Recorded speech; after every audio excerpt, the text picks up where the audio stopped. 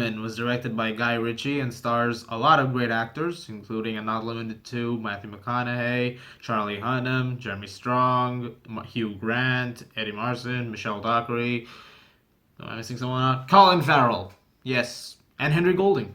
So, yeah, that should round it off. And this is the movie about a weed dealer played by Matthew McConaughey who has his empire set up because of it and is made a lot of money due to that. And there's some competition that he's facing along the way, and some people who are trying to buy him out, and things are getting more complicated by the second, and desperate times call for some desperate measures. I'm not going to go too much more into it because I don't want to go into spoilers, but I was interested in this movie. I actually had a chance to see a couple of early screenings, but for some reason I just did not go. Oh wait, I had Bad Boys for Life on one of those days, so I went for that. But nonetheless, I wanted to see this movie in the theater, so I bought a ticket and went and saw it last night. And even though it takes a few minutes to get going, the first 15 to 20 minutes are a little rough. I have found this to be a really entertaining movie. There's a lot to really appreciate, and I think this is some of Guy Ritchie's best work since, I don't know, Sherlock Holmes. So yeah, that's about 11 years.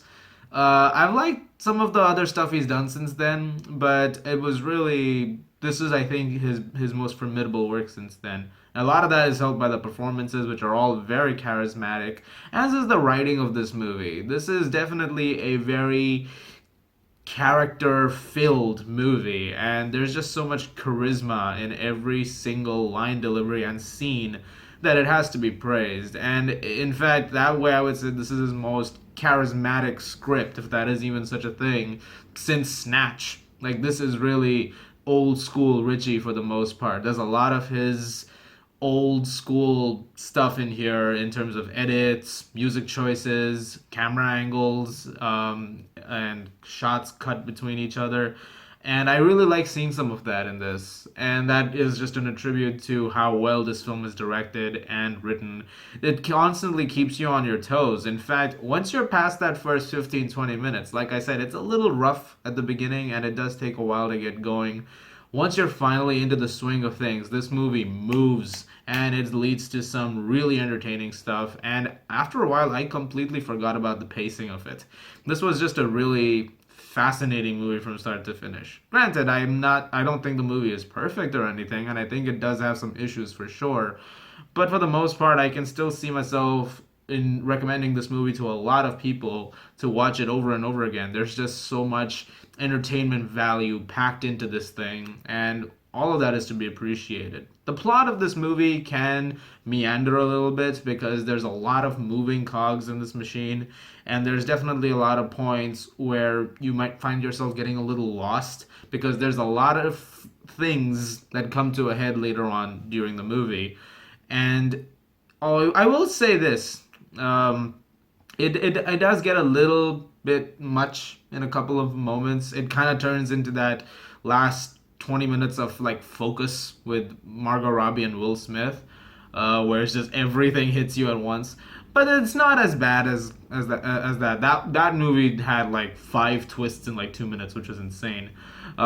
This one is not quite like that. One of the other things I really liked about this film is just the humor. This is such a funny movie for a lot of it. There's definitely some very serious scenes too, but there's also a lot of humor in here. A lot of British humor, which I've heard some people I know call very offensive. Yes, but it's British humor. I mean, and if you've seen Lock, Stock, and Two Smoking Barrels and Snatch, then you know exactly the kind of humor that Guy Ritchie can infuse into his movies, and all of that's in here. And not a single cast member is actually wasted in this film. Everybody does a great job. I thought Michelle Dockery was also really, really good. In fact, she's the only prominent female character in the movie, and she shines. She's not just sidelined to something. She also feels very much so in the picture amongst everything going on. Colin Farrell in this movie is hilarious.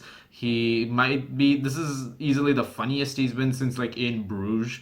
This is dark comedy. Colin Farrell once more.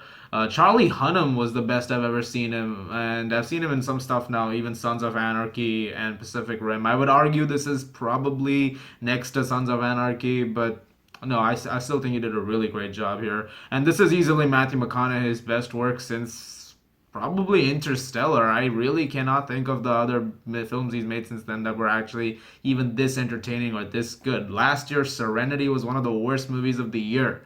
So it's good to see him in a movie like this once again, which is really great. Yes, so yeah, it does have some rough spots here and there. It does take a while to get going. It does have some plot moments here and there that do feel a little too discombobulated. But in the end, I had a fun time watching The Gentleman, and I highly recommend seeing it. I'm gonna give The Gentleman an 8 out of 10. I would like to mention though that this movie might not be for everybody. If you're not someone who is into Guy Ritchie's style or tone or sense of humor and you weren't a fan of the other aforementioned movies that he's done or anything that he's really done, then you might have a hard time with this movie in a few scenes. But if you are on board with stuff that he's done before, then you might really appreciate some of the stuff that's going on here. I've been a Guy Ritchie fan for a long time. I haven't liked everything he's done, but for the most part, I have been very satisfied. At the same time, I'm just trying to put it in a way that I understand that audiences are, going to respond to this movie in different ways, and not all of those going to be as positive as I may be putting it out as, and just keeping that in mind. So, yeah. Thank you very much for watching, guys. Look forward to more reviews very soon. I will be reviewing Color Out of Space also this weekend. Looking forward to doing that. I might, I'll think about this, but I might also review the third season of Sabrina because I reviewed the first two and I figured why not just continue the tradition and do all three. Look forward to that. As always, if you like this, please do subscribe, and I'll see you guys at the movies.